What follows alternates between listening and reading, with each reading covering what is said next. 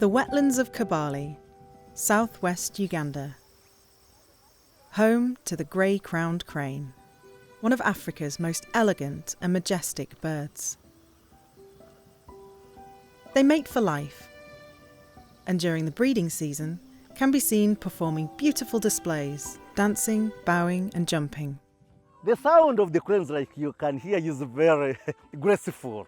The flight, that flight that you are seeing, is very beautiful. They are beautiful birds. But Uganda's national bird is endangered. The wetlands that they and countless other species rely on for habitat are under threat due to human pressures. Jimmy Muhibwa is a wetlands and crane expert in Kibale.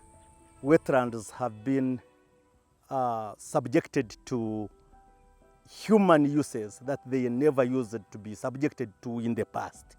In the past, wetlands used to be intact. Even where we are now, this used to be an intact wetland.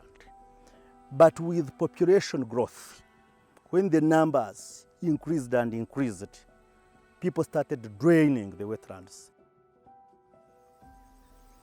The Kibale wetlands are one of the most important grey-crowned crane breeding sites left in Uganda. But a growing human population means that available land is in short supply, causing habitat encroachment.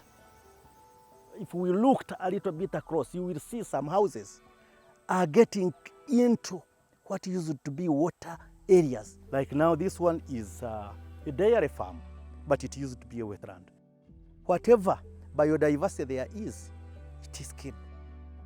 Wetlands are critical for wildlife. They protect against flooding, provide fresh water, food, and give local communities the ability to generate income to support their families. Wetlands are also a critical element in our response to climate change. They are the most effective carbon sink on Earth. One reason for the growing pressure on the wetlands is that people are having more children than they would ideally choose to have.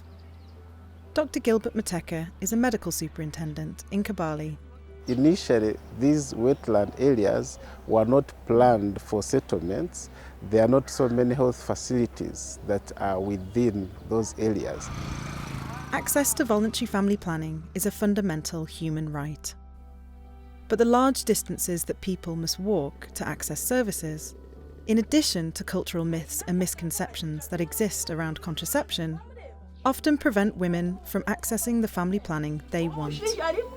As a hospital, we have come up with programs where we do outreaches and go to these destinations near and around the wetlands to be able to meet the needs of the people. Fiona Orishaba teaches local communities how to conserve the wetlands and cranes. The communities I work with know the link between community health and wetland health.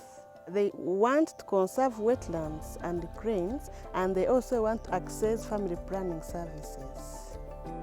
The Margaret Pyke Trust, Rugarama Hospital, the International Crane Foundation and the Endangered Wildlife Trust are all working together to solve the connected challenges faced by people and cranes. They are providing local communities with the alternative sustainable livelihoods and healthcare services they want, alongside wetland and crane conservation work, to ensure that there will be healthy wetlands in Kibale for generations to come.